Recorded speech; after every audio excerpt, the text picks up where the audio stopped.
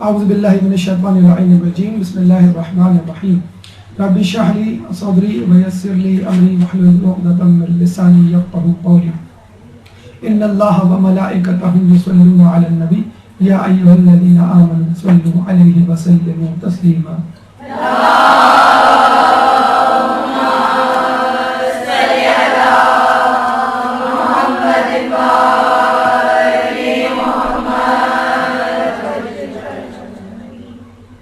ہماری آج کی گفتگو کا موضوع ہے سیرت حضرت ابو طالب۔ ویسے تو ان کی وفات پچھلے دنوں گزری ہے، لیکن چونکہ اس دن آپ کا انٹروڈکٹری لیکچر تھا جو طویل ہو گیا تھا، جس کی وجہ سے جناب ابو طالب پہ گفتگو نہ ہو سکی، لیکن درخواست کی گئی کہ اس موضوع کو لے لیا جائے کیونکہ شخصیت بڑی ہمگیر، بڑی اہم اور افسوس کے ساتھ کہ متنازع بھی ہے۔ چنانچہ جناب ابو طالب کی پہ گفتگو کرنے سے پہلے قرآن کی آیت سورہ انفال کی آیت نمبر 17 کا تذکرہ کریں گے، جس میں اللہ تعالیٰ فرماتا ہے وَمَا رَمَيْتَ إِذْ رَمَيْتَ وَلَكِنَّ اللَّهَ رَمَى، کہ وہ جو کنکریاں تم نے ماری تھی تم نے نہیں ماری تھی بلکہ اللہ نے ماری تھی۔ یہ اشارہ ہے رسول اللہ کے اس عمل کی طرف کہ جس میں رسول اللہ نے جنگ بدر میں مولا علی کو کہا کہ میرے ہاتھ میں کچھ سنگریزے دو۔ مولا علی نے ان کے ہاتھ میں چند سنگریزے دیے اور رسول اللہ نے وہ سنگریزے کافروں کی طرف پھینکے اور یہ کہا کہ تمہارا منہ سیاہ ہو، اور اس کے بعد وہ سنگریزے ان کے آنکھوں میں پڑے اور وہ وہاں سے راہ فرار اختیار کرتے ہوئے بنے۔ یعنی اللہ تعالیٰ اس آیت میں فرماتا ہے کہ رسول وہ سنگریزے تم نے نہیں مارے بلکہ ہم نے مارے۔ یعنی اللہ تعالیٰ کو اگر کسی کا فعل پسند آ جائے اور اس فعل میں اس شخص کی خلوص نیت شامل ہو تو اللہ تعالیٰ اس شخص کے فعل کو اپنا لیتا ہے، اڈاپٹ کر لیتا ہے، اون کر لیتا ہے، کہتا ہے کہ تم نے نہیں کیا یہ کام، یہ میں نے کیا یہ کام۔ اور اسی طرح اگر ہم سورہ الضحیٰ آیت نمبر 6 کی طرف جائیں تو اللہ تعالیٰ فرماتا ہے الم یجدک یتیما فآویٰ، اے رسول جب تم یتیم تھے تو ہم نے تم کو پناہ دی۔ تو کیا رسول اللہ کو پناہ دینے والا اللہ تھا؟ جی نہیں، رسول اللہ کو پناہ دینے والے رسول اللہ کے چچا حضرت ابو طالب تھے، کہ جن کی پناہ کو اللہ تعالیٰ نے اپنی پناہ قرار دیا۔ تو جس طرح سورہ انفال آیت نمبر 17 میں اللہ تعالیٰ نے رسول اللہ کے فعل کو اپنا فعل کہا، چنانچہ سورہ الضحیٰ میں اللہ تعالیٰ نے ابو طالب کے فعل کو، یعنی رسول اللہ کے پناہ دینے کے فعل کو، رسول اللہ کی پرورش کے فعل کو اپنا فعل قرار دیا۔ اور آپ کو معلوم ہے کہ ہمارے یہاں احادیث میں کسی یتیم کی پرورش کے بارے میں کتنے فضائل وارد ہوئے۔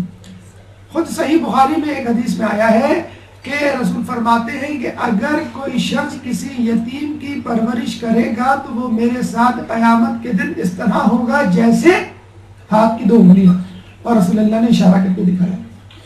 تو جو شخص کسی یتیم کی پرورش کرے تو وہ رسول کے ساتھ جو اسی یتیم کی پرورش کرے، یعنی خود رسول اللہ کی پرورش کرے، تو وہ رسول اللہ کے کتنے قریب ہو۔ اور جناب ابو طالب کی یہ پرورش جو تقریباً 44 سال جاری رہی۔ حضرت ابو طالب نے رسول اللہ کو 6 سال کی عمر میں اڈاپٹ کیا، پرورش کی ذمہ داری لی، اور اس کے بعد ہجرت مدینہ سے 3 سال پہلے رسول اللہ کی عمر 50 سال تھی، 6 سال میں آپ نے لیا۔ تقریباً 44 سال رسول اللہ کی زندگی کے حضرت ابو طالب نے ان کو اپنی زیر سایہ پرورش میں گزروائے۔ تو ہم اندازہ لگا سکتے ہیں کہ رسول اللہ کی علم، رسول اللہ کی زندگی کا انتہائی جسے کہتے ہیں کہ اہم اور طویل دور خود حضرت ابو طالب کی پرورش میں گزرا، اور یہ پرورش اتنی زیادہ تھی کہ جب رسول اللہ کہ چچا ابو طالب کا انتقال ہوا اور اس کے بعد 1 مہینے کے وقفے سے جناب خدیجہ کا، تو اس سال کو لوگوں نے عام الحزن کا سال قرار دیا اور اس کو غم کے طور پہ منایا۔ تو رسول اللہ ہی کو حضرت ابو طالب کی معرفت نہیں تھی، اس زمانے میں رسول اللہ کے اصحاب کو بھی معرفت تھی، اور رسول اللہ کے اس رشتے، اس تعلق کو وہ بھی سمجھا کرتے تھے کہ رسول اللہ پہ تربے 2 صدمے کیسے سہیں گے۔ چنانچہ آؤ ہم رسول اللہ کے ان صدمات کو، ان 2 غموں کو شیئر کریں۔ نہ صرف یہ کہ لوگوں نے محسوس کیا بلکہ خود خداوند متعال نے محسوس کیا۔ چنانچہ حضرت جبرائیل کو وحی دے کر بھیجا کہ رسول کو کہو کہ رسول اب مکہ رہنے والی جگہ نہیں رہی۔ چنانچہ جبرائیل وحی لے کر آئے کہ اب ہجرت کی تیاریاں شروع کر دیں۔ رسول اللہ نے ہجرت کی تیاریاں، منصوبہ بندیاں شروع کر دی اور 3 سال بعد مدینے سے ہجرت کر گئے۔ لیکن قدرت کا کرشمہ دیکھیے، مکے میں رسول کی حفاظت کا ذمہ ابو طالب کے حصے میں، تو مدینے میں علی ابن ابی طالب کے حصے میں۔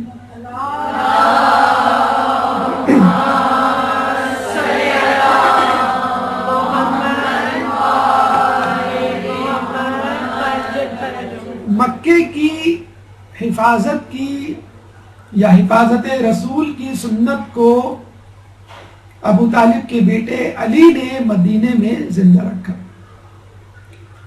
اور کیا ہونا چاہیے؟ قرآن کی سورہ رحمان آیت نمبر 60 کے تحت حل جزاء الاحسان الا الاحسان، ہمیں رسول کے اس محسن کو اچھے ناموں سے یاد کرنا چاہیے۔ احسان کی جزا اس کے سوا کیا ہو سکتی ہے کہ سوائے اس پہ احسان کیا جائے جس نے تم پر احسان کیا۔ احسان کی جزا احسان کے سوا اور کیا ہو سکتی ہے؟ چنانچہ انسانیت پر احسان کرنے والے رسول کو اگر محسن انسانیت کہا جائے تو ضروری ہے کہ اسلام پر احسان کرنے والے کو محسن اسلام کہا جائے۔ لیکن افسوس کے ساتھ کہا جاتا ہے، کیا کہا جاتا ہے کہ لوگوں نے نہ صرف یہ کہ ان کے احسان کا بدلہ احسان سے نہیں دیا، بلکہ الٹا الزام لگا کر ان کی شخصیت کو متنازع اور مسخ شدہ بنانے کی کوشش کی۔ اور الزام بھی کوئی چھوٹا موٹا نہیں، بہت بڑا، کیونکہ شخصیت بڑی تھی تو ضروری تھا الزام بھی بڑا لگایا جائے۔ چنانچہ حضرت ابو طالب پہ الزام کفر لگایا گیا، اور یہ کوئی نئی بات نہیں، ایسا الزام حضرت علی پہ لگایا گیا۔ لیکن افسوس کی بات یہ ہے کہ حضرت علی پر غیروں نے الزام لگایا اور ابو طالب پہ اپنوں نے الزام لگایا۔ علی پہ الزام لگانے والوں کو خوارج کہہ دیا گیا، کلاب النار، جہنم کے کتے، اسلام سے خارج کہہ دیا گیا۔ لیکن افسوس کے ساتھ کلمہ گو مسلمانوں نے حضرت ابو طالب کی شخصیت کو متنازع بنایا اور دشمن لگایا۔ اور کچھ لوگ کہا کرتے ہیں، اور شاید صحیح کہا کرتے ہیں، کہ شاید یہ بغض علی کا نتیجہ تھا کہ جہاں علی کی شخصیت کو مسخ کیا گیا، متنازع بنایا گیا اور ان کی فضیلت، مقام و مرتبے کو کم کرنے کی ناکام کوشش کی گئی، وہاں پر کوشش یہ کی گئی کہ حضرت علی کے حسب نسب اور والد اور آباء و اجداد کو کسی طرح لوگوں کی نظروں میں کمتر بنا کر پیش کیا جائے۔ چنانچہ اس سازش میں نہ علی کے خلاف کفر کے فتوے لگانے والے کامیاب ہوئے اور نہ علی کے والد حضرت ابو طالب کے بارے میں کفر کے فتوے لگانے والے کامیاب ہوئے۔ الحمدللہ حضرت ابو طالب کی معرفت، ان کا مقام، ان کا مرتبہ، ان کے چاہنے والوں کی نظروں میں آج تک وہی ہے کہ جو ہونا چاہیے، جو رسول اللہ کی نگاہ میں تھا۔ اور آئے دن گاہے بگاہے ہم اس معرفت کو زندہ کرتے رہیں گے، لوگوں تک اس کا پیغام پہنچاتے رہیں گے۔ چنانچہ آئیے آج ہم حضرت ابو طالب کی شخصیت کے حوالے سے کچھ معلومات، کچھ معرفت حاصل کرتے ہیں۔ گفتگو کا پہلا مرحلہ تعارف ابو طالب، گفتگو کا دوسرا مرحلہ قبل اسلام حضرت ابو طالب کی زندگی، اس کے بعد پرورش رسول میں حضرت ابو طالب نے کیا کیا قربانیاں دی، وقت شہادت حضرت ابو طالب نے کس طرح اقرار اسلام کیا، 5ویں مرحلے میں معصومین کی گواہی حضرت ابو طالب کے سلسلے میں، پھر علماء اہل سنت حضرت ابو طالب کے بارے میں کیا گواہی دیتے ہوئے نظر آتے ہیں،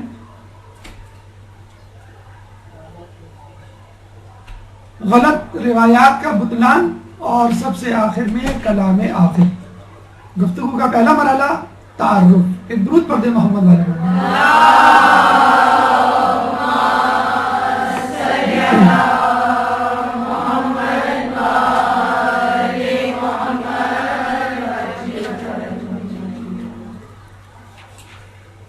حضرت ابو طالب کی ولادت 535 عیسوی، یعنی رسول اللہ کی ولادت سے 35 سال پہلے آپ کی ولادت ہوئی۔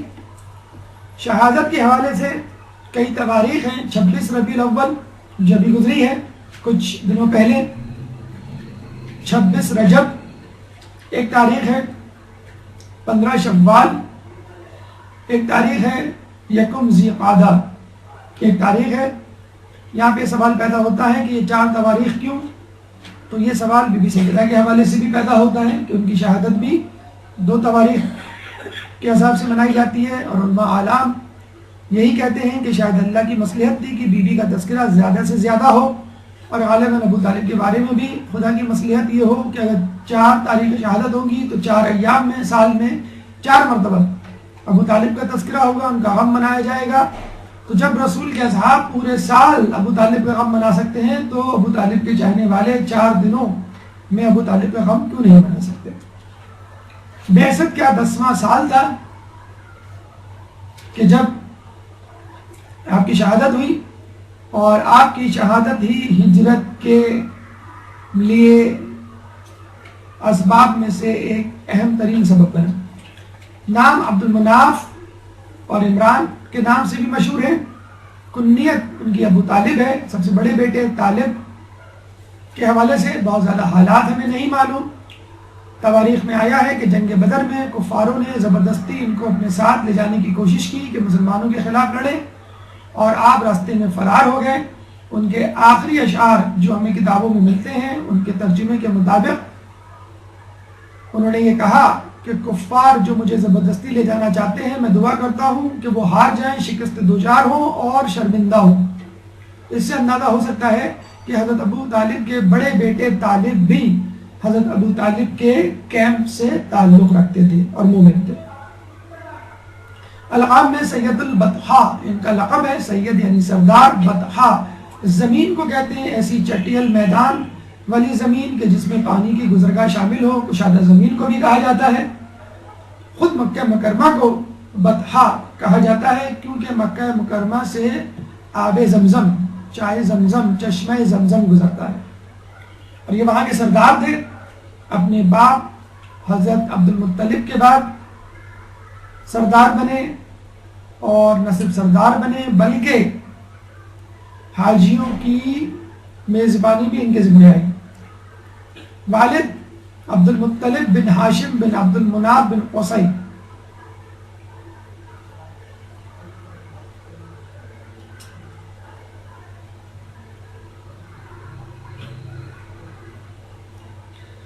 ہمارے عقیدے کے مطابق رسول اللہ کے والد، ان کے دادا، ان کے پردادا، تمام افراد اوپر تک حضرت آدم علیہ السلام تک حامل ایمان تھے۔ حضرت ابو طالب تو بہت دور کی بات۔ والدہ فاطمہ بنت عمر مخزومی جو کہ حضرت عبداللہ کی بھی والدہ تھی، یعنی حضرت عبداللہ رسول اللہ کے والد۔ چنانچہ حضرت علی کے والد ابو طالب اور رسول اللہ کے والد جناب عبداللہ، دونوں کی والدہ ایک ہی تھی۔ اور یہ بھی جان لیجئے کہ ابو لہب رسول اللہ کا سوتیلا چچا تھا۔ یہ بھی قدرت کی ایک مصلحت تھی کہ دونوں نوروں کے اجداد کو ایک ہی والدہ سے، ایک ہی عورت سے پیدا کیا۔ زوجہ فاطمہ بنت اسد ابن ہاشم.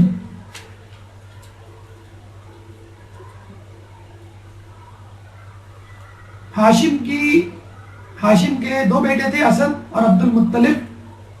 عبد المطلب کے بیٹے ابو طالب اور اسد جو کہ ہاشم کے بیٹے تھے ان کی بیٹی فاطمہ.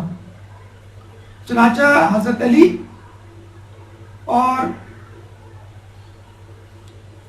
حضرت علی کے والد ابو طالب اور والدہ فاطمہ دونوں آگے چل کر بنی ہاشم کے جو سردار ہیں جناب ہاشم سے مل جاتے ہیں. تو حضرت علی ماں اور باپ دونوں طرف سے بنی ہاشم ہیں، دونوں طرف سے علوی ہیں. آپ کی اولادوں میں 7 اولادیں ملتی ہیں، 4 بیٹے 3 بیٹیاں.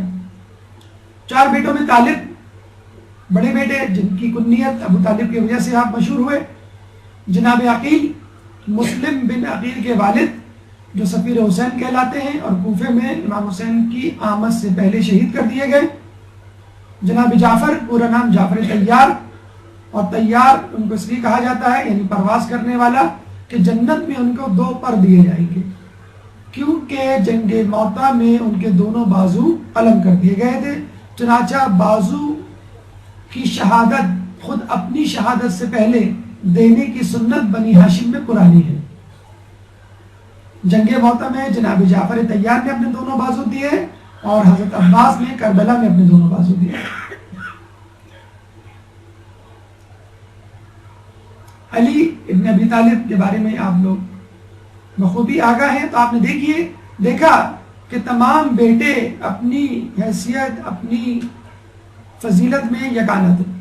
3 بیٹیاں ام ہانی، جمانہ اور ربدہ. ام ہانی کے بارے میں ملتا ہے کہ یہ وہ خاتون تھی کہ جن کو یہ شرف حاصل ہوا کہ جن کے گھر سے رسول اللہ نے شب معراج کا سفر طے کیا، شروع کیا. تو یہ 7 اولادیں تھیں حضرت ابو طالب کی. جناب عقیل کی اولادیں، جناب جعفر کی اولادیں، خود حضرت علی کی اولادیں، تمام کی تمام کربلا میں جو ہے شہادت دیتے ہوئے اور اللہ کی راہ میں قربانی دیتے ہوئے نظر آتی ہیں. ہماری گفتگو کا دوسرا مرحلہ قبل اسلام حضرت ابو طالب کے حوالے سے گفتگو. ایک درود پڑھ دے محمد والے محمد.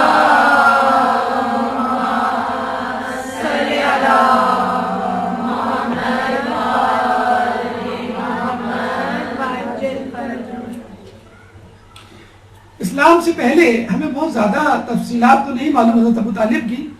ہاں یہ معلوم ہے کہ تاریخ میں کسی بھی باب میں، کسی بھی صفحے پہ، کسی بھی سطر پہ آپ کی بت پرستی، شراب نوشی، جوئے کا تذکرہ نہیں ملتا، نہ اپنوں کی کتابوں میں نہ اغیار کی کتابوں میں. چنانچہ اگر حضرت ابو طالب کا ایمان ثابت نہیں تو کفر بھی ثابت نہیں.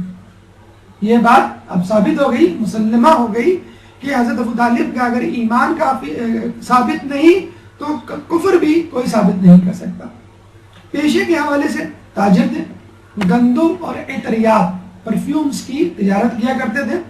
گندم انسان کی ضروریات میں سے ایک اہم ضرورت، عطریات انسان کی زینتوں میں سے ایک اہم ضرورت، اور ایسی زینت جس کے بارے میں کہا گیا ہے کہ خوشبیات یا معطریات یا عطریات میں اسراف نہیں. تو جس کو لگا کہ آدمی نماز پڑھے تو نماز کی افضلیت میں، نماز کے درجے میں، نماز کے فائدے میں اضافہ ہو جاتا ہے. اور یہ کہا جاتا ہے کہ انہوں نے تجارت اپنے لیے نہیں کی بلکہ اپنے لوگوں کے لیے کی، مکے کے رہنے والوں کے لیے کی. باقاعدہ ایک تجارتی نمائندے، ایجنٹ بن کر انہوں نے ملک سفر کیا، مثلا یمن، شام، مصر، لبنان وغیرہ، اور وہاں جا کے لوگوں کو اس بات میں قائل کیا کہ بھئی آپ ہر سال حج کے موقع پہ، عمرے کے موقع پر خانہ کعبہ کی زیارت کو تو آتے ہیں. اچھا اس زمانے میں حج عمرہ اپنے انداز سے ہوا کرتا تھا. لوگ بہرحال اسلام سے تو ناآشنا تھے لیکن اپنے طور پہ یہ سمجھا کرتے تھے کہ بہرحال یہ خدا کا گھر ہے، عظیم مقدس عبادت گاہ ہے. چنانچہ مسلمان تو کیا، کئی عیسائی بھی آیا کرتے تھے. اسی لیے ابرہہ نے خانہ کعبہ پہ لشکر کشی کی تھی کہ خود عیسائی لوگ بھی اس گھر کی عظمت کے معتقد تھے. تو حضرت ابو طالب نے ان کو اس بات میں قائل کیا کہ بھئی آپ حج عمرہ زیارت وغیرہ کے لیے تو آتے ہیں، جب آپ آئیں تو اپنی اپنی سوغات اپنے ساتھ لے کر، ہم میں سے جو خریدار ہوں گے وہ آپ کے مال کو خریدیں گے، ان کو شام یا لبنان نہیں آنا پڑے گا، مصر نہیں آنا پڑے گا. اور یہ بھی ہو سکتا ہے کہ یمن کے لوگ اپنی سوغات مصر کے لوگوں کو، مصر کے لوگ اپنی سوغات شام کے لوگوں کو بیچیں. مثلا یمن کی چادریں شام کے لوگوں کو بیچیں، اور شام سے جو ہے وہ کاٹن خریدیں مصر سے، اور مصر کے لوگ شام کو جو ہے اپنے کاٹن بیچیں، اور شام کے لوگ اپنے خشک میوے. یعنی اپنی اپنی سوغات کے لیے ایک دوسرے ممالک جانے کی ضرورت نہیں ہے. مکہ معظمہ جب آپ آئیں تو وہ خود تجارتی مرکز بن جائے گا خود بخود، اور خود مکے والے بھی اپنی چیزیں اپنی سوغات بیچ سکتے ہیں، مثلا کھجوریں وغیرہ. تو اس طرح مکہ معظمہ اس زمانے کا ایک بزنس ہب بن گیا. بالکل ایسے ہی جیسے آج کل دبئی UAE کے شیخوں نے یہ کام کیا کہ اپنے کلائنٹس کو یہ کہا کہ آپ یہاں پہ پیٹرول بھروا سکتے ہیں، ہم ڈسکاؤنٹ پہ دیں گے، آپ یہاں شاپنگ کر سکتے ہیں، ہم ڈیوٹی فری شاپس لگائیں گے. چنانچہ پروازوں نے وہاں پر آنا شروع کیا، دنیا کا تو دوسرا یا تیسرا بڑا ایئرپورٹ بن گیا، اور اس بہانے ان کی بزنس ان کا جو ہے معیشت کو استحکام ملا. تو حضرت ابو طالب کی بزنس اسٹریٹجی سے نہ صرف خود ان کو بلکہ مکے والوں کو زیادہ فائدہ ہوا. حضرت ابو طالب فقط تاجر ہی نہیں تھے، اور ہمارے یہاں تو مشہور ہے اگر کوئی آدمی تاجر ہو، بزنس مین ہو، تو اس کو شعر و شاعری یا کسی فن سے لگاؤ نہیں ہوتا. حضرت ابو طالب کی شاعری اتنی مشہور ہے کہ کہا جاتا ہے کہ اگر وہ حضرت علی کے والد نہ ہوتے یا رسول اللہ کے چچا نہ ہوتے تو شاید مشہور شاعر کے طور پہ مشہور ہوتے، زیادہ مشہور ہوتے. گفتگو سے زیادہ وہ شاعری کیا کرتے تھے، اور شاعری بھی لہو لعب والی شاعری نہیں، ایک ایسی شاعری جس سے انسان کے ایمان کو تازگی ملے. حضرت ابو طالب کے 3000 اشعار فقط توحید پرستی پر مشتمل ہے. فقط توحید، 3000 اشعار، تو آپ اندازہ لگا لیجئے کتنے ہزار اشعار کے مالک ہوں گے. ان کی شعر و شاعری کی بلندی کا اندازہ اس بات سے لگا لیجئے کہ جب نجاشی کے دربار میں حبشہ میں پہلی ہجرت ہوئی تو مکے سے عمر بن العاص جو بعد میں معاویہ کا دست راست بنا، وہ نجاشی کے دربار میں پہنچا اور وہاں پہ نجاشی کو قائل کرنے کی کوشش کی کہ یہ لوگ گمراہ ہو گئے ہیں، ان کو ہمارے حوالے کرو، یہ باغی ہیں. اسی وقت حضرت ابو طالب نے یہ محسوس کیا کہ خطرہ ہے کہ نجاشی ان کو یعنی مسلمانوں کو کفار کے حوالے کر دیں. انہوں نے فوراً ایک قاصد روانہ کیا جس کو ایک رقعہ دیا. اس رقعے میں پوری منظوم تحریر تھی کہ جس میں اسلام کی خوبیوں اور صفات کا تذکرہ تھا کہ ہم پہلے کیا تھے اور اب کیا ہو گئے. نجاشی نے جب وہ نظم پڑھنی شروع کی تو وہ لاجواب ہو کے رہ گیا. عمر بن العاص کی تقریر ایک طرف اور حضرت ابو طالب کی نظم اور اشعار ایک طرف. فقط ان کے اشعار پڑھ کر وہ قائل ہوئے بغیر نہ رہ سکا، اور جو کچھ رہی صحیح کسر تھی وہ اس حضرت ابو طالب کے بیٹے جعفر طیار کی تقریر نے پوری کر دی، جنہوں نے سورہ مریم کو سرنامہ کلام بنا کر نجاشی کو قائل کیا. چنانچہ کفار کی تمام تر کوششوں میں پانی پھیرنے والے یا تو باپ تھے یا بیٹے، یعنی حضرت ابو طالب تھے یا ان کے بیٹے حضرت جعفر طیار. ایک درود پڑھ دیں محمد علیہ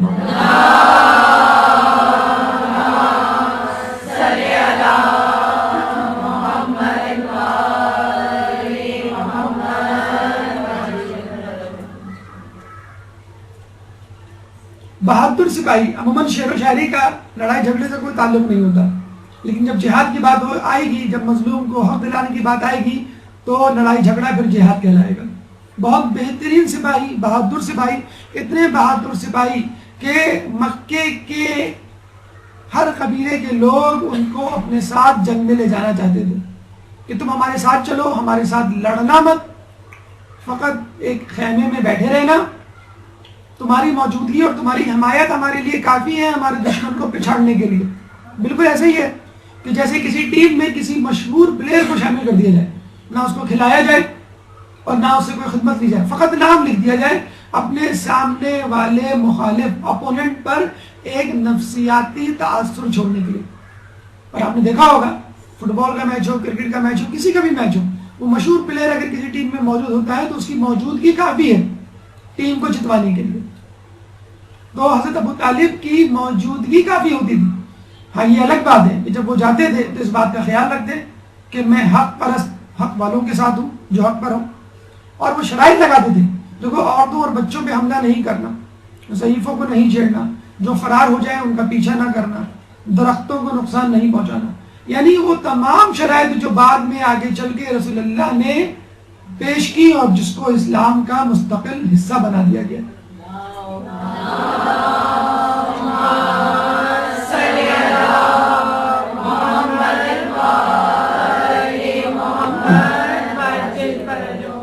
کہا جاتا ہے کہ ہمارے چھٹے امام سے کہا گیا ہے کہ یہ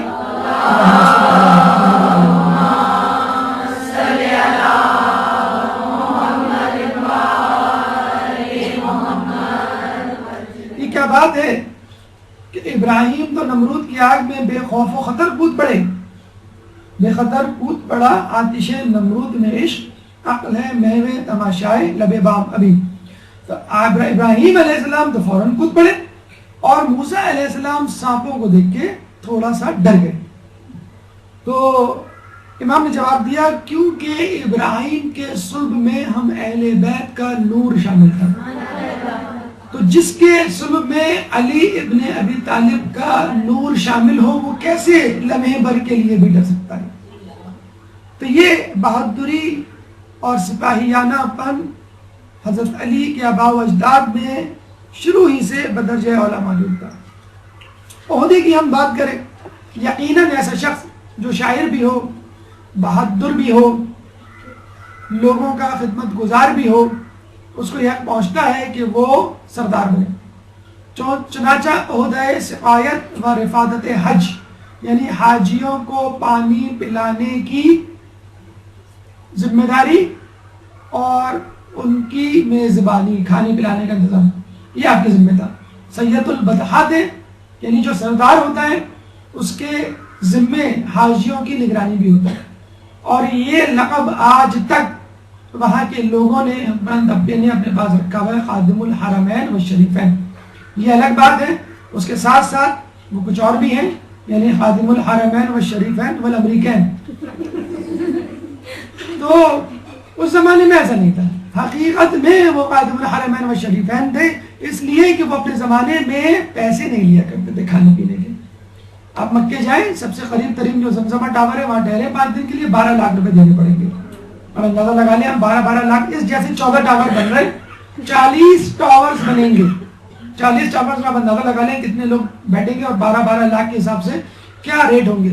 اس وقت تو تقریباً 70% ریونیو آمدنی سعودی عرب کو تیل کی مد میں ہوتی ہے، لیکن آئندہ آنے والے دور میں ان کی نظریں جو ہے وہ حج کی آمدنی پر ہیں، کیونکہ تیل کی قیمت سعودی عرب میں 50% کم ہو چکی ہے۔ جو حالات چل رہے ہیں جہاں جگہ جگہ اپنی جو ہے ٹانگ اڑائی بھی ہے، اس کے حوالے سے 50% تیل کی قیمت کم ہو چکی ہے۔ تیل، بجلی، گیس، پانی، تمام کی قیمتیں بڑھ گئی۔ تیل کی قیمت 50% زیادہ ہو گئی، پیٹرول کی قیمت 50% زیادہ ہو گئی، 50% سعودی عرب میں ابھی ریسنٹلی ہوا ہے، اور تمام بل جو ہے وہ زیادہ آ رہے ہیں۔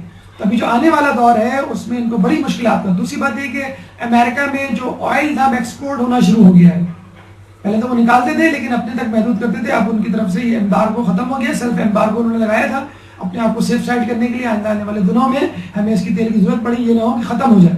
تو دوسروں کا تو تیل جو ہے انہوں نے تیل کی دھار دیکھ کے مزدار جو ہے ان کی بزنس کو جو ہے بالکل ٹھپ کر دیا، اور اب وہ اپنا بزنس شروع کر رہے ہیں، انہوں نے اپنا آئل ایکسپورٹ کرنا شروع کر دیا۔ آنے والے وقتوں میں کچھ معلوم نہیں کہ خادم الحرمین و شریفین امریکین جائیں گے یا برٹین۔ چلیں آگے چلتے ہیں، ہم تو بات کر رہے ہیں ایمان ابو طالب کی، بلکہ یہاں تو ہمیں روایتیں ملتی ہیں کہ جب امام سے پوچھا گیا کہ عیسیٰ کے آخری وصی رسول سے پہلے کون تھے، تو جواب ملا امام سے، تو امام نے جواب دیا خود حضرت ابو طالب تھے.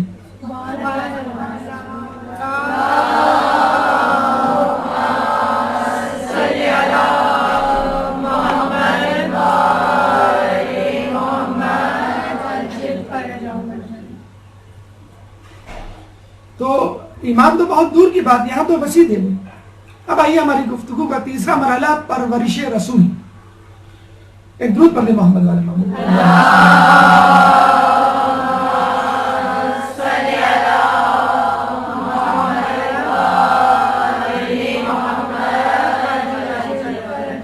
میرے امام کا جو بھی غلام ہوتا ہے نگاہ حق میں وہ عالی مقام ہوتا ہے. کسی کی کر دے اگر پرورش ابو طالب تو کم سے کم وہ نبی یا امام ہوتا ہے.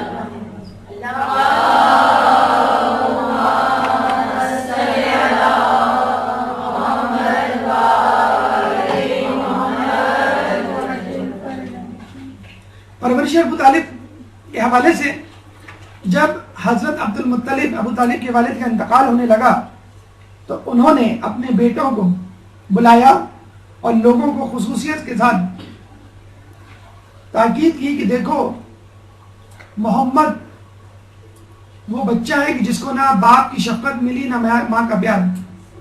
چنانچہ تم لوگوں پہ یہ ذمہ داری عائد ہوتی ہے کہ تم اس کی حفاظت کرو، اس کو محبت دو، اس کی پرورش کرو. اور خصوصی طور پہ حضرت ابو طالب کی یہ ذمہ داری لگائی کہ تمہیں محمد کو اپنے ساتھ رکھنا ہے. خصوصی طور پہ 4 لوگوں کو ہدایت کی کہ تمہیں رسول کے ساتھ ساتھ رہنا ہے. جناب عباس، جناب حمزہ، جناب جعفر، جناب علی. جناب عباس چچا رسول اللہ کے ساتھ ساتھ رہتے تھے. بیعت عقبہ اول، بیعت عقبہ ثانی جو رسول اللہ نے مدینے والوں کے ساتھ کی، کہ جس کے نتیجے میں بیعت اول میں 12 لوگ، بیعت ثانی میں 75 لوگ ایمان لائے. رسول اللہ جب مکے کے لوگوں سے مایوس ہو گئے، مزید کوئی ایمان کی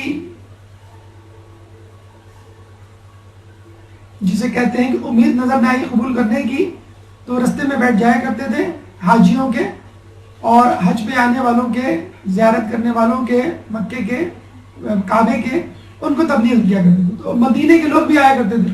تو مدینے کے لوگوں نے جب آپ سے باتیں سنی تو بہت متاثر ہوئے. 12 لوگ اسلام لائے اور رسول اللہ اور اللہ کی جو ہے وہ شہادت دی. پھر 75 لوگ ایمان لائے. پھر رسول اللہ صلی اللہ علیہ وسلم نے کہا کہ آپ کی باتیں ہمیں بہت اچھی لگتی ہیں، اور جب ہم جا کر اپنے لوگوں کو یہ باتیں بتلاتے ہیں جو ہم نے سنی تھی اس سے پہلے، تو بہت لوگ متاثر ہوئے تھے. اور ہمیں یقین ہے اب بھی لوگ متاثر ہوں گے. لیکن اگر آپ خود بنفس نفیس مدینے چلیں تو ہمیں یقین ہے کثیر لوگ آپ کے ہاتھ پر بیعت کر لیں گے، ایمان لے آئیں گے. حضرت عباس سامنے بیٹھے ہوئے تھے. انہوں نے کہا کہ دیکھو محمد، تم یہاں پہلے ہی مشکلات سے دوچار ہو. مکہ تو تمہارا اپنا محلہ ہے، اپنا گھر ہے. یہاں تم زحمت میں مبتلا ہو لوگوں کے ہاتھوں، لوگ تمہارے دشمن ہیں. تو مدینہ تو اجنبی جگہ ہے، وہاں کیا ہوگا؟ تو 75 لوگوں نے فوراً کہا کہ ہم نے 2 چیزوں پر بیعت کی، اللہ کی وحدانیت اور رسول کی رسالت. اب ہم تیسری بیعت کرتے ہیں کہ آپ کو مارنے سے پہلے آپ کا دشمن پہلے ہمیں قتل کرے گا. جب یہ تیسری بیعت کی تو رسول اور جناب عباس اور ان کے اصحاب مطمئن ہوئے اور پھر انہوں نے ہجرت کے لیے ارادہ باندھا. تو حضرت عباس وہ شخصیت ہے کہ جنہوں نے فتح مکہ کے وقت بہت بڑا قتال ہونے سے لوگوں کو بچایا. کہ اگر مسلمان آ جاتے 10,000 کا لشکر حملہ کر دیتا تو کئی 100 جانے جاتی. لیکن وہ فوراً ابو سفیان کے پاس گئے، بلکہ ابو سفیان خود جانا چاہتا تھا. تو حضرت عباس جو ہے ابو سفیان کو لے کر گئے، ورنہ تو مدینے کے لوگ ان کو مارنے کے لیے دوڑ پڑے تھے. تو انہوں نے سب لوگوں کی تلواروں سے ابو سفیان کو بچایا. رسول اللہ کی خدمت میں حاضر ہوئے اور ابو سفیان کو کہا کہ اب بھی وقت ہے کہ تم ایمان لے آؤ. تم مکے کے سردار ہو، اگر تم ایمان لے آئے تو انشاءاللہ رسول اللہ تم کو بھی معاف کر دیں گے، مکے والوں کو بھی معاف کر دیں گے. مکے والے کثیر تعداد میں اسلام لے آئیں گے اور مکہ بغیر قتل و غارت کے محفوظ ہاتھوں میں چلا جائے گا. تو یہ ان کی حکمت عملی تھی جناب عباس کی، کہ جس کی وجہ سے جو ہے ایک بہت بڑی جنگ ہونے سے بچ گئی. لیکن افسوس کے ساتھ کہنا پڑتا ہے حضرت عباس کے آنے والے لوگوں نے، آنے والی نسلوں نے، بنو عباس جنہیں کہتے ہیں، انہوں نے جو ہے اہل بیت پر مظالم لائے. بہرحال اس میں حضرت عباس کا کوئی قصور نہیں, آنے والے لوگوں نے ایسا کیا. تو حضرت عباس نے مرد دم تک رسول اللہ کی حفاظت میں کوئی دقیقہ فروگزاشت نہیں کیا. جعفر طیار کے بارے میں ہم آپ کو بتا چکے ہیں, اور حضرت علی کی شخصیت اظہر من الشمس. حضرت عبد المطلب کی شہادت کے بعد حضرت ابو طالب نے واقعی میں رسول اللہ کی پرورش کا حق ادا کیا. علم یجد کا یتیما فآوا, باقی اللہ کے لیے بھی واجب ہو گیا تھا کہ اس آیت کے ذریعے ابو طالب کے فعل کو اپنا فعل قرار دیں. حضرت ابو طالب جہاں جاتے اپنے ساتھ لے کے جاتے, جہاں سوتے اپنے ساتھ سلاتے, اپنے بستر پہ اپنے بیٹوں کو نہیں سلاتے, رسول اللہ کو سلاتے, بلکہ رسول اللہ کے بستر کو تبدیل کر دیا کرتے تھے ہر رات, بلکہ بعض اوقات رات میں کئی بار, تاکہ دشمن رسول اللہ کو قتل کرنے کی غرض سے آئے تو نہ قتل کر پائے. اور یہ سلسلہ رسول اللہ کی عمر مبارک 50 سال جب ہوئی اس وقت تک جاری رہا. 40 سال کی عمر میں انہوں نے اعلان رسالت کیا, اور اس کے بعد 10 سال مکے میں. تو اس سے پہلے بھی اور اس کے بعد بھی, اعلان رسالت سے پہلے اعلان رسالت کے بعد, آپ ہمیشہ رسول اللہ کو اپنے ساتھ رکھتے تھے, اور ان کو اندازہ تھا کہ کس طرح رسول اللہ کی جان جو ہے وہ خطرے میں ہے. چنانچہ اپنے ساتھ جہاں جاتے وہاں لے جاتے. ابھی ہم نے آپ کو بتلایا تھا کہ جب یہ بنے تھے سردار, عموماً ہوتا یہ ہے کہ سردار وہ بندہ جو پیسے والا ہوتا ہے. مولا فرماتے ہیں کہ میرا باپ مکے کا سردار اس وقت بنا کہ جب وہ مفلس تھا, جب وہ غریب تھے. ہمارے ایم پی اے کون بنتا ہے؟ وہی بنتا ہے جس کے پاس پجیرو ہو, وہی بنتا ہے جس کے پاس گاڑی کوٹی ہو, ایسا ہو, اور نہ بھی ہو تو وہ بنا لیتا ہے. حضرت ابو طالب کے پاس نہ پیسہ تھا, نہ درم و دینار تھا, اور نہ خادم الحرمین کے یا خادم الحرم جسے کہتے ہیں سید البطحاء ہونے کے بعد سقایت الحج یا رفایت الحج کا عہدہ سنبھالنے کے بعد ان کے پاس پیسہ آیا. پہلے سال انہوں نے 10,000 درہم قرضہ لیا, دوسرے سال پھر 10,000 درہم قرضہ لیا. ہونا تو یہ چاہیے تھا 10,000 درہم قرضہ لے لیا,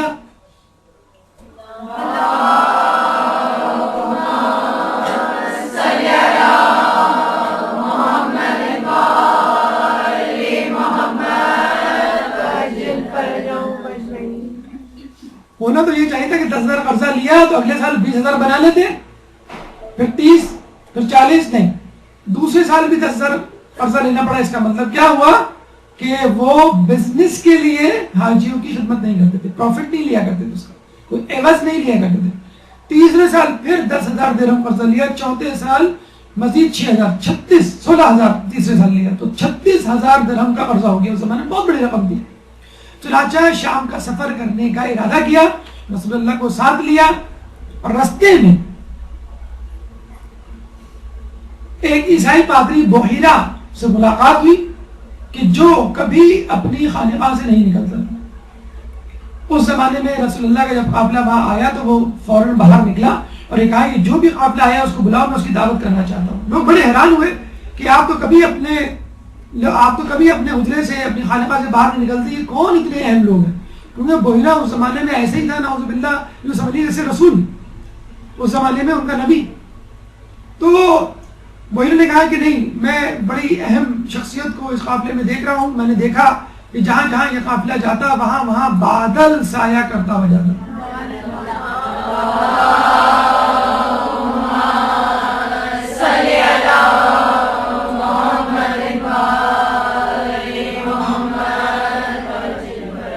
جہاں یہ قافلہ جس درخت کے نیچے پڑاؤ کرتا اس درخت کی شاخیں جھک جاتی تعظیماً.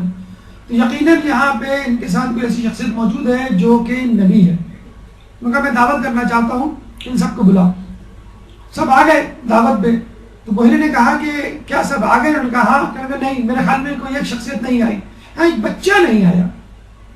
وہ بچہ ہے, اس کو ہم نے اپنے سامان کی حفاظت کے لیے درخت کے نیچے اونٹوں کے ساتھ چھوڑ دیا.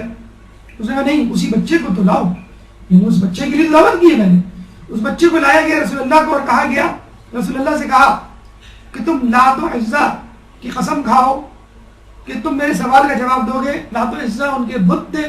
رسول اللہ نے فوراً انکار کر دیا. تو وہ سمجھ گیا اور یقین اس کو ہو گیا. اس نے کچھ سوالات کیے جو سونے سے متعلق تھے, حالت نوم سے متعلق تھے, اور وہ سوالات سے جان گیا کہ یہ نبی ہے. پھر کہا کہ تم اپنی قمیض اوپر کرو، تو شان مبارک پر دونوں کاندھوں کے درمیان شان مبارک پہ مہر نبوت تھی. وہ فوراً جو ہے پہچان گیا کہ یہ نبی ہے. ابو طالب کو کہا کہ دیکھو تم شام لے جا رہے ہو، لیکن چونکہ یہ ہونے والا نبی ہے، وہاں پہ موجود عیسائی اس کو زندہ نہیں چھوڑیں گے اور حسد میں آگے قتل کر دیں گے.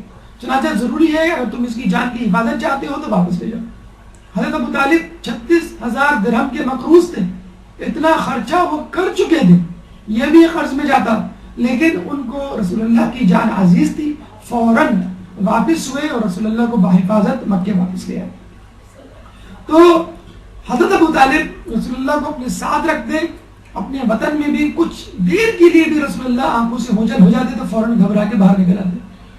اور ہم کو ہمیشہ یہ یقین تھا کہ اگر رسول اللہ قتل ہوئے تو قریش کے سرداروں کے ہاتھوں قتل ہوں گے. ایک دفعہ رسول اللہ صبح سے نظر نہیں آئے.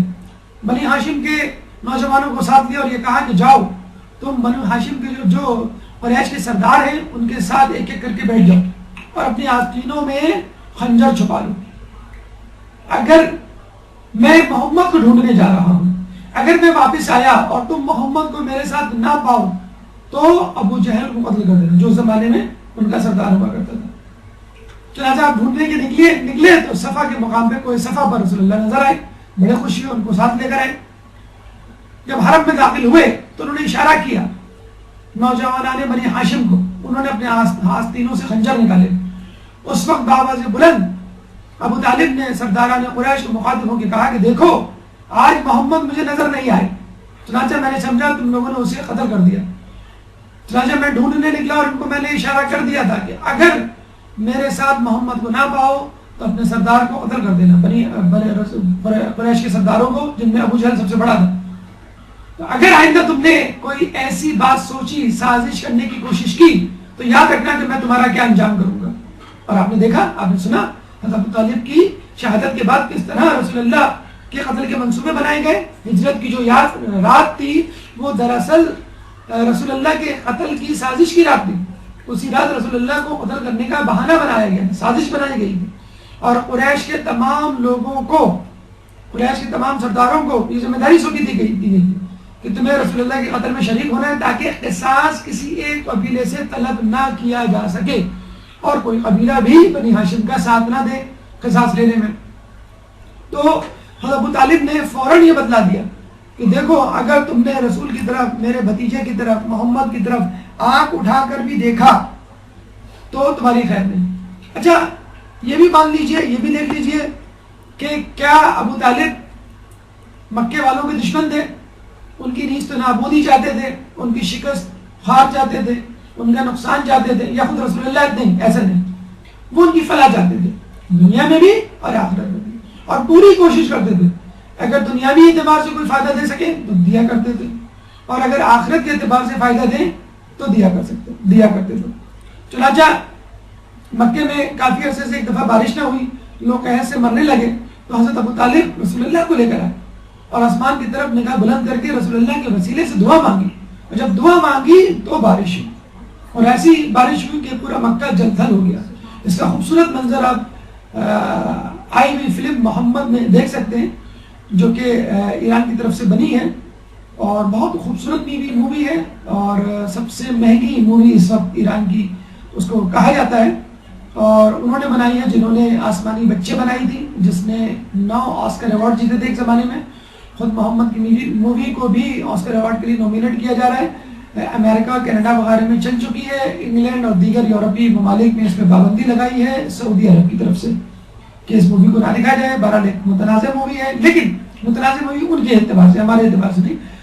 اس میں رسول اللہ کے ابتدائی 12 سال پر مشتمل حالات زندگی دکھائی گئی. پارٹ 2 اور پارٹ 3 آنا باقی ہے، لیکن اس پہلی مووی میں اتنی لے دے ہو چکی ہے کہ کچھ نہیں معلوم آئندہ آنے والی مووی پہ کیا ہوگا.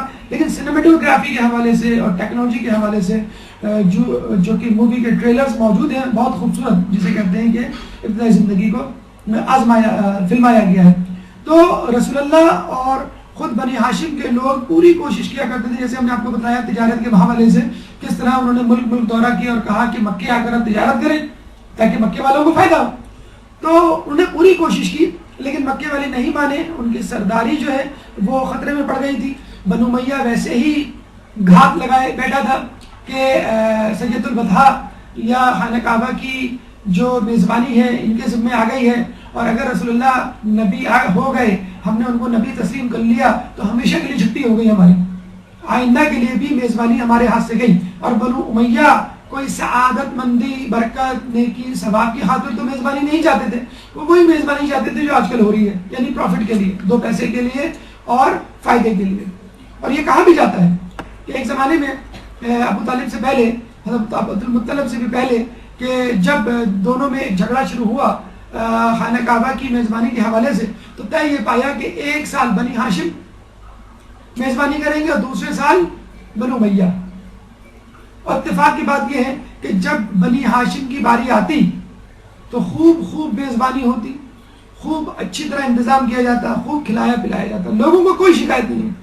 لیکن جب بنو امیہ کا سال آتا، میزبانی کی باری آتی، تو اس سال کھانا کم پڑ جاتا، بڑی بدشگونی سمجھی جاتی ہے ہمارے یہاں دعوت میں، اگر کھانا کم پڑ جائے، نیاز کم پڑ جائے۔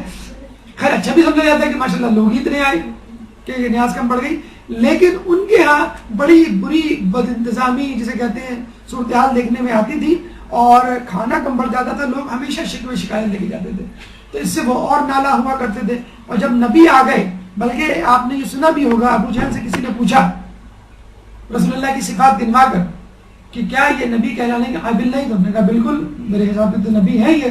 تو کہنے والے نے ابو جہل سے پوچھا تو پھر تم ان کو نبی کیوں نہیں مانتے؟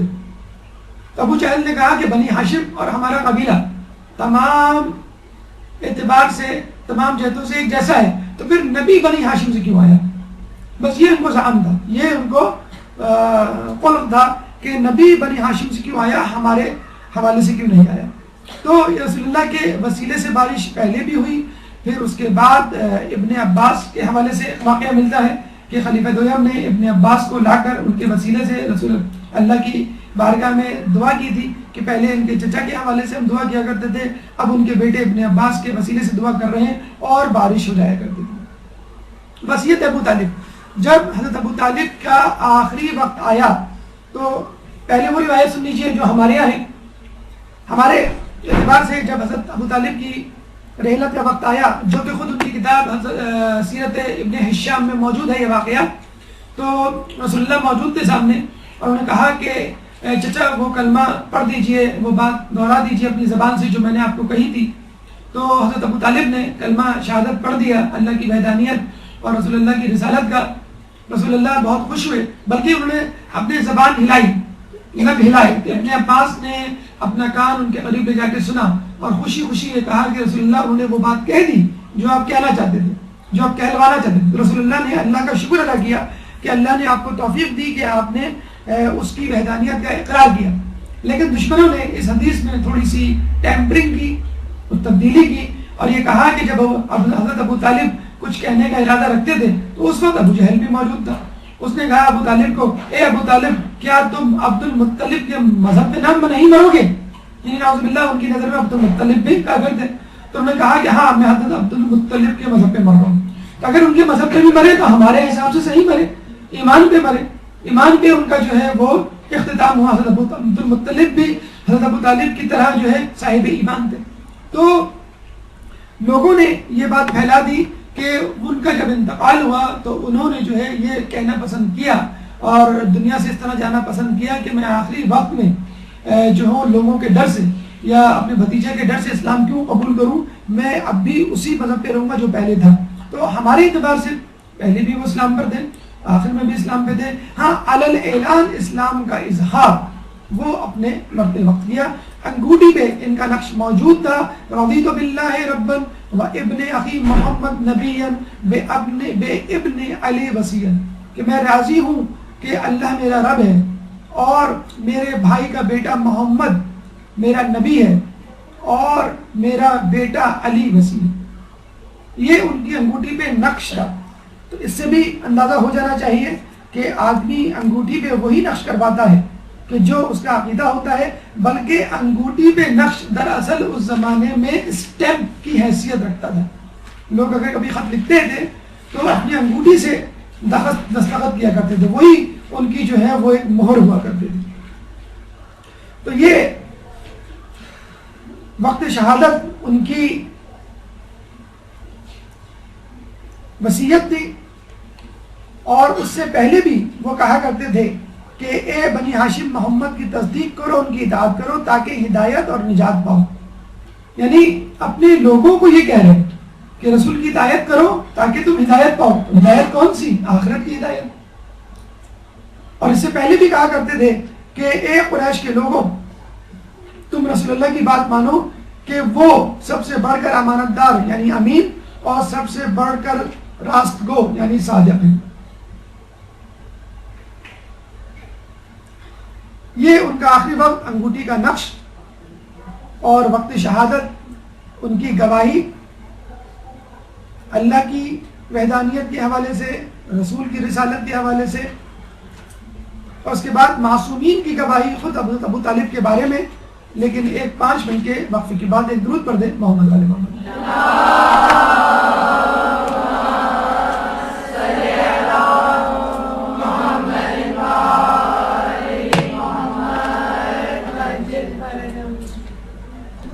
اعوذ باللہ من الشیطان الرجیم، بسم اللہ الرحمن الرحیم. جناب ابو طالب کے حوالے سے ہماری گفتگو کا 5واں مرحلہ کہ ایمان ابو طالب پہ معصومین کی گواہی یقیناً آخری گواہی ہوگی. پہلی گواہی خود رسول اللہ صلی اللہ علیہ وآلہ وسلم کی،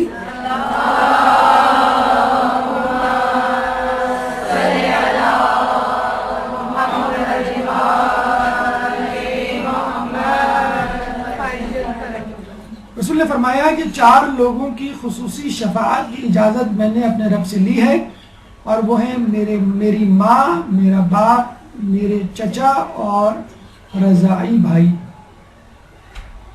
تو ایمان ابو طالب تو ایک طرف، 4 لوگوں کی خصوصی طور پہ شفاعت رسول اللہ کو ملی ہے، ماں، باپ، چچا اور رضاعی بھائی.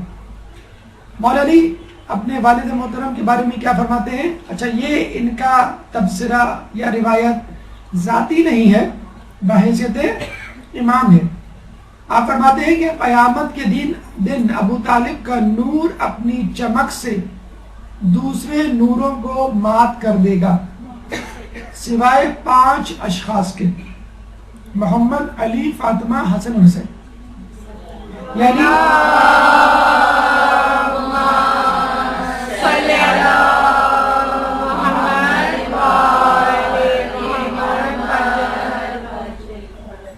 یعنی دیگر ائمہ کا نور بھی ابو طالب کے نور کے آگے مدھم پڑ جائے گا.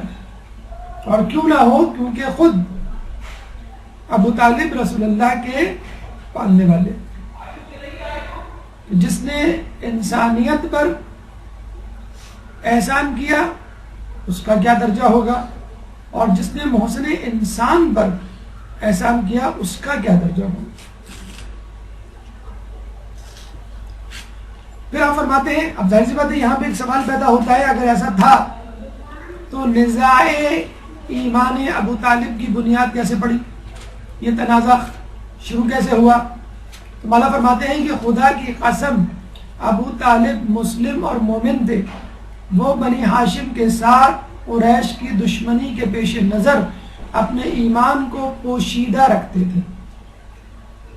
اور بہت سیدھی سی وجہ ہے، اگر وہ اپنے ایمان کو ظاہر کر دیتے تو جو پہلا نقصان ان کو اٹھانا پڑتا وہ سید البطحہ یا سرداری سے ہاتھ دھونا. اور جب وہ سرداری سے ہاتھ دھو بیٹھتے تو پھر وہ طاقتور شخصیت نہ رہتے اور وہ رسول اللہ کی مدد نہ کر سکتے.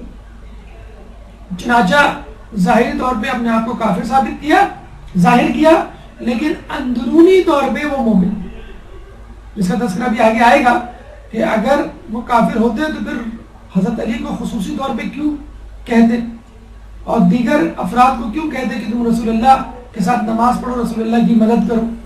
خود رسول اللہ کو کبھی انہوں نے منع نہیں کیا، خود حضرت علی کو کبھی منع نہیں کیا. جب کفار آئے تھے ابو طالب کے پاس یہ کہنے کہ تم اپنے بھتیجے کو سمجھاؤ، تو جب حضرت ابو طالب نے رسول اللہ سے بات کی تو انہوں نے کہا کہ اگر میرے سیدھے ہاتھ پہ سورج اور دوسرے ہاتھ پہ چاند رکھ دیا جائے تو بھی میں اس کام سے باز نہیں آؤں گا، چاہے اس راہ میں میری جان چلی جائے یا اللہ مجھے کامیابی سے ہمکنار کرے۔ تو ابو طالب نے یہ نہیں کہا کہ اب میری ذمہ داری تم پر سے اٹھ گئی، بلکہ یہ کہا کہ تم اپنے کام کو جاری رکھو، میں قریش کے لوگوں سے خود نمٹ لوں گا۔ تو اس موقع پر بھی انہوں نے جو ہے اگر رسول اللہ سے بات کی تو حکمت عملی کے حوالے سے بات کی ہوگی، یہ نہیں کہا کہ قتل اس کو چھوڑ دو یا میں تمہارا ساتھ نہیں دوں گا۔ یہ بہترین وقت تھا کہ جب وہ یہ کہتے تھے، اور انہوں نے یہ کہا کہ قریش والوں نے کہا ہے کہ تم ان کے دین کے بارے میں یہ باتیں کرتے ہو، ان کے دین کے بارے میں، یہ نہیں کہا کہ تم ہمارے دین کے بارے میں ایسی باتیں کرتے ہو۔ تو قریش کی شکایت کے باوجود اچھا انہوں نے یہ بھی کہا تھا کہ یا تو تم محمد کو ہمارے حوالے کر دو یا تم خود بات کر لو، تو نہ انہوں نے بات کی، یعنی اصرار کیا اس کام کو چھوڑنے پہ، اور نہ رسول اللہ کو قریش کے حوالے کیا۔ خود حضرت علی نے اپنی اولادوں کو اپنے والد ابو طالب کے لیے حج نیابت جسے کہتے ہیں بجا لانے کی تاکید کی، جو ہم کرتے ہیں اکثر فلاں مرحوم کی طرف سے حج۔ تو مجھے بتائیے کہ حج کس کی طرف سے ہوتا ہے؟ اگر ابو طالب نے پہلے حج نہیں کیا تو پہلے تو حج واجب نہیں تھا، رسول اللہ کے انتقال سے 1 سال پہلے ہوا، تو حضرت علی نے جب اپنی اولادوں کو حج بجا لانے کا حکم دیا تو یقیناً کسی مسلمان کے لیے ہی حج ہوتا ہے، کافر کے لیے نہیں ہوتا۔ تو یہاں سے بھی یہ بات ثابت ہو گئی کہ حج جو ہے وہ حضرت ابو طالب کے لیے تھا، اور حضرت ابو طالب اسلام کے لیے تھے۔ ایک درود پڑھتے محمد والے محمد۔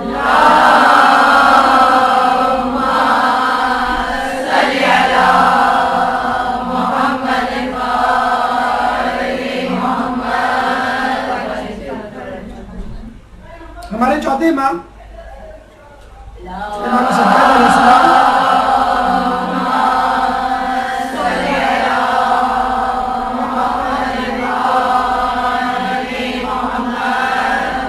سے جب پوچھا گیا ایمان ابو طالب کے حوالے سے، انہوں نے کہا کہ یہ کیسے ممکن ہے کہ ایک مسلمان عورت کافر مرد سے نکاح میں رہے اس کے کفر کے باوجود؟ اگر ابو طالب کافر تھے تو یقیناً اغیار کی نظر میں فاطمہ بنت اسد تو مسلمان تھی، اگر وہ مسلمان تھی تو کس طرح ابو طالب کے نکاح میں تھی؟ اس کا مطلب ہے دونوں مسلمان تھے، اور اگر وہ کافر ہو گئے تو ان کا نکاح ٹوٹ جانا چاہیے، جس طرح رسول اللہ کی زوجہ جناب میمونہ کے شوہر ہجرت حبشہ کے دوران حبشہ والوں سے متاثر ہو کے عیسائی ہو گئے تھے، تو نکاح فسخ ہو گیا، ان کا ٹوٹ گیا۔ اگر وہ واپس آتی تو اپنے قبیلے میں واپس نہ جا سکتی تھی، چنانچہ پھر رسول اللہ نے ان سے نکاح کیا، اور خود نکاح تو بہت دور کی بات ہے، حضرت ابو طالب اور فاطمہ بنت اسد کے نکاح کی بہت دور کی بات ہے، انہوں نے تو خود رسول اللہ اور جناب خدیجہ کا نکاح پڑھایا، اور یہ بھی کوئی بڑی بات نہیں۔ بڑی بات یہ ہے کہ نکاح کی ابتدا اس خطبے سے ہوئی جس میں اللہ کا نام لیا گیا، اللہ کی حمد بیان کی گئی۔ خود رسول اللہ کے بارے میں کہا جاتا ہے کہ رسول اللہ نے کبھی بھی کسی کافر کے ساتھ بیٹھ کے کھانا نہیں کھایا، کافر و مشرک کے ساتھ بیٹھ کے کھانا نہیں کھایا سوائے ابو طالب کے۔ تو اس کا مطلب کیا ہوا کہ حضرت ابو طالب کافر نہیں تھے، مشرک نہیں تھے، مومن تھے، جبھی رسول اللہ نے ان کے ساتھ کھانا گوارا کیا۔ جب ہمارے 5ویں امام امام محمد باقر علیہ السلام سے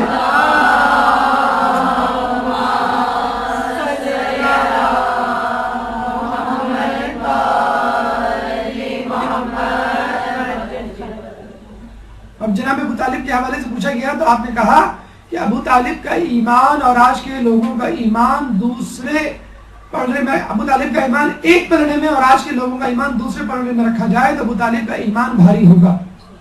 اب اندازہ لگا لیجئے امام باقر کے علیہ السلام کے زمانے میں کتنے بڑے بڑے پکے راسخ العقیدہ شیعہ اور مومنین ہوا کرتے تھے، لیکن ان کا ایمان تمام لوگوں کا ایک طرف اور جناب ابو طالب کا ایمان ایک طرف۔ جناب ابو طالب کا ایمان تمام لوگوں پر بھرا ہوا۔ چھٹے امام امام جعفر صادق علیہ السلام فرماتے ہیں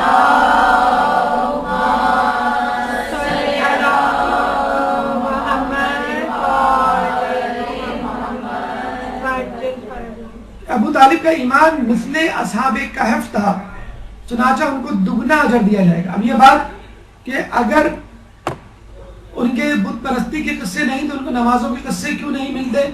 ہم وہی بات کہیں گے کہ تقیہ میں تھا ان کا ایمان، جیسے مثل اصحاب کہف جن نے تقیہ کیا تھا اپنے زمانے میں.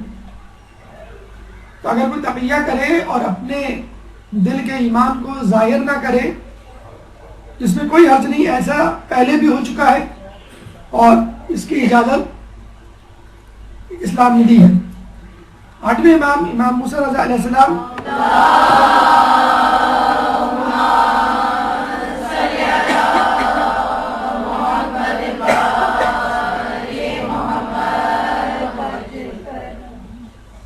کہا کرتے تھے، جب ان سے ایمان ابو طالب کے بارے میں پوچھا گیا تو انہوں نے کہا کہ ایمان ابو طالب میں شک کرنے والے کا ٹھکانہ جہنم ہے.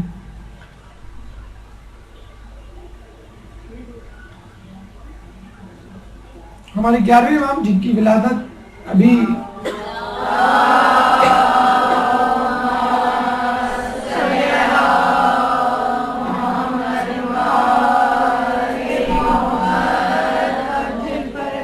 ربیع الثانی کو آنے والی ہے، جمعرات کے دن، وہ فرماتے ہیں کہ ابو طالب کا ایمان مومن آل فرعون کی طرح تھا.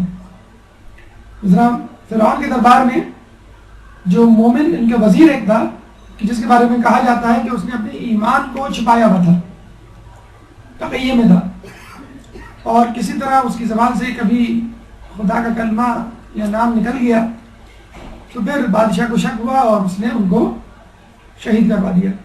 اصحاب کہف، مومن آل فرعون، اس طرح کی کئی مثالیں تاریخ میں ہمیں ملتی ہیں کہ جب لوگوں نے اپنے ایمان کو دشمن کے ضرر سے بچنے کے لیے چھپایا، اور یہی کام حضرت ابو طالب نے بھی کیا.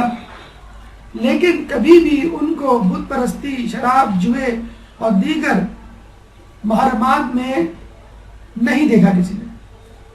اب آئیے ہماری گفتگو کا چھٹا مرحلہ، علماء اہل سنت ابو طالب کے بارے میں کیا کہتے ہیں. درود پڑھ دیں محمد علیہ وسلم.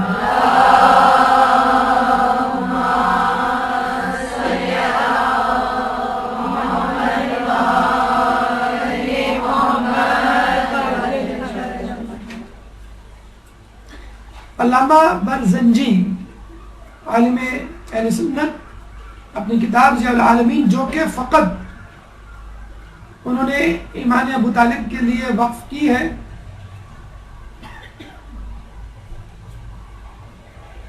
جس میں پورا چیپٹر ایمان ابو طالب کے حوالے سے ہے، دلائل پیش کیے انہوں نے ایمان ابو طالب کے.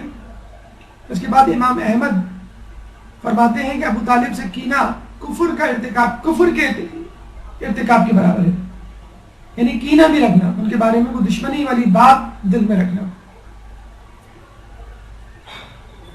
علامہ تلمسانی فرماتے ہیں ابو طالب کو برائی سے یاد کرنا رسول اللہ کو دکھ دینا ہے، اور ایسا شخص قتل کے قابل ہے.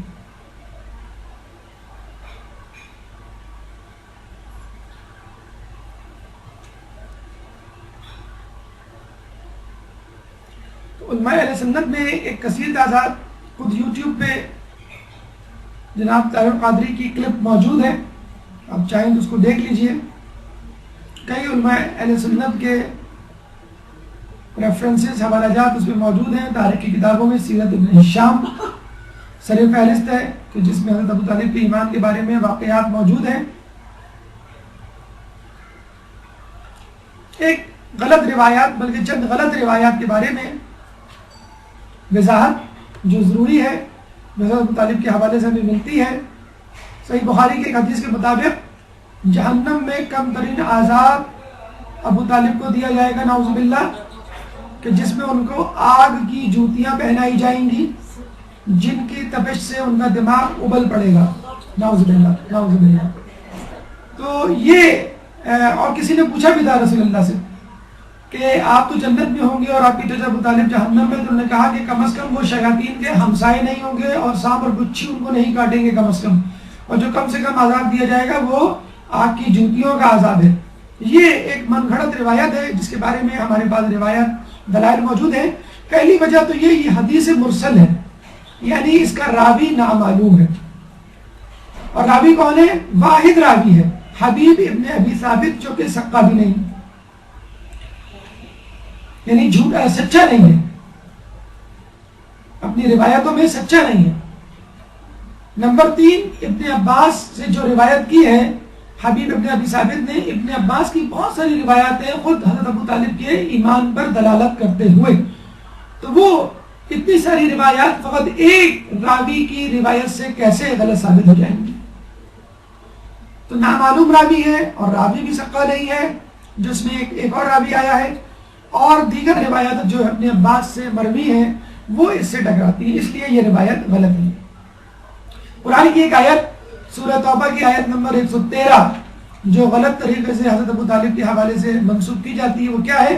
ما کان للنبی والذین آمنوا ان یستغفروا للمشرکین ولو کانوا اولی قربا من بعد ما تبین لهم انہم اصحاب الجحیم. نبی اور صاحبان ایمان کی شان یہ نہیں ہے کہ وہ مشرکین کے حق میں استغفار کریں چاہے وہ ان کے قرابتدار ہی کیوں نہ ہو، جبکہ یہ واضح ہو چکا ہے کہ یہ اصحاب جہنم ہے. اس روایت کا پس منظر جو اہل سنت بیان کرتے ہیں وہ یہ کہ جب رسول اللہ نے دیکھا کہ ابو طالب کا انتقال ہو گیا ہے اور وہ کلمہ حق پڑھ کر نہیں گئے اس دنیا سے، تو انہوں نے کہا کہ خدا کی قسم میں تو اپنے چچا کے لیے استغفار کرتا رہوں گا جب تک کہ وہی نازل نہ ہو جائے. اور کچھ عرصے وہ مغفرت طلب کرتے رہے اللہ سے ابو طالب کے حوالے سے، لیکن جب یہ آیت نازل ہوئی سورہ توبہ کی آیت نمبر 113 تو رسول اللہ نے ان کے لیے مغفرت طلب کرنا بند کر دیا. سادہ سا آسان سا جواب رد دلیل کے طور پہ یہ ہے سورہ توبہ مدنی سورہ ہے، جبکہ حضرت ابو طالب کا انتقال مکے میں ہو چکا تھا. 3 سال پہلے ہجرت سے حضرت ابو طالب کا انتقال ہو چکا تھا اور مدینے میں یہ سورہ نازل ہوئی. چنانچہ یہ سورہ، یہ آیت 113 مدینے کے مشرکین اور منافقین اور کفار کے لیے تھی. حضرت ابو طالب کے لیے ہوتی تو یہ آیت مکے میں نازل ہوتی.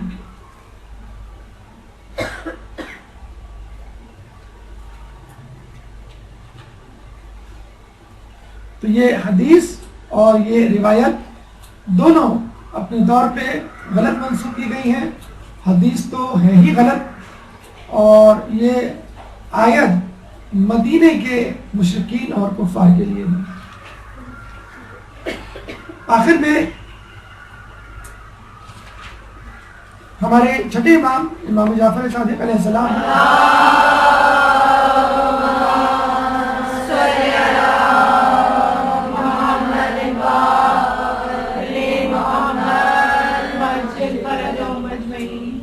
چھٹے امام کے پاس ایک شخص آیا اور کہنے لگا فلاں شخص نے مجھ سے قرض لیا ہوا ہے اور وہ قرض واپس نہیں کر رہا، میں نا امید ہو چکا ہوں، میں کیا کروں؟ امام نے کہا کہ تم 5 شخصیتوں کی نیابت میں طواف کرو، یعنی 5 شخصیتوں کے لیے طواف الگ الگ، اور پھر ہر طواف کے بعد 2 رکعت پڑھو اور پھر اللہ تعالیٰ سے ان شخصیت کے وسیلے سے دعا مانگو تو انشاءاللہ وہ شخص تمہارا قرض واپس کر دے گا.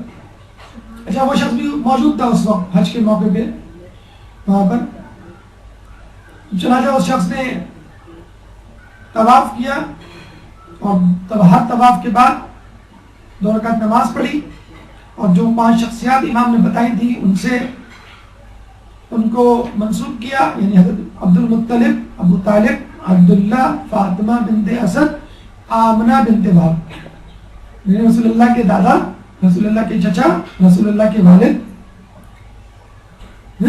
رسول اللہ کی چچی فاطمہ بنت اسد اور رسول اللہ کی والدہ آمنہ بنت وہب،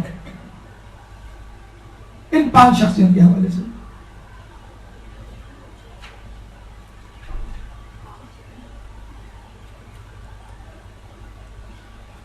کہتے ہیں کہ اس شخص نے جب یہ وظیفہ مکمل کیا، یعنی 5 شخصیات کے حوالے سے طواف کیا اور پھر نماز پڑھی اور اس کے بعد جیسے ہی وہ حرم سے نکلا تو سامنے حرم کے باہر وہ شخص کھڑا ہوا تھا جس نے قرض لیا تھا اور وہ اس کے پیسے واپس کرنے آیا تھا.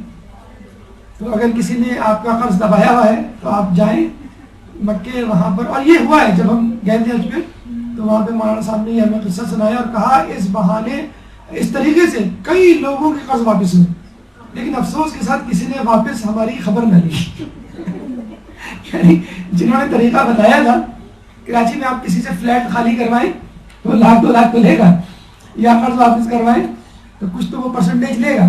بہرحال تو یہ ایک طریقہ ہے.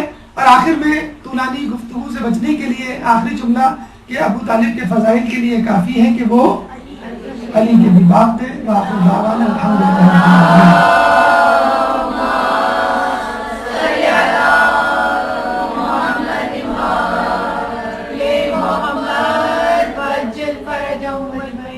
برحمتك يا أرحم الراحمين وصلى الله على محمد وآله الطاهرين.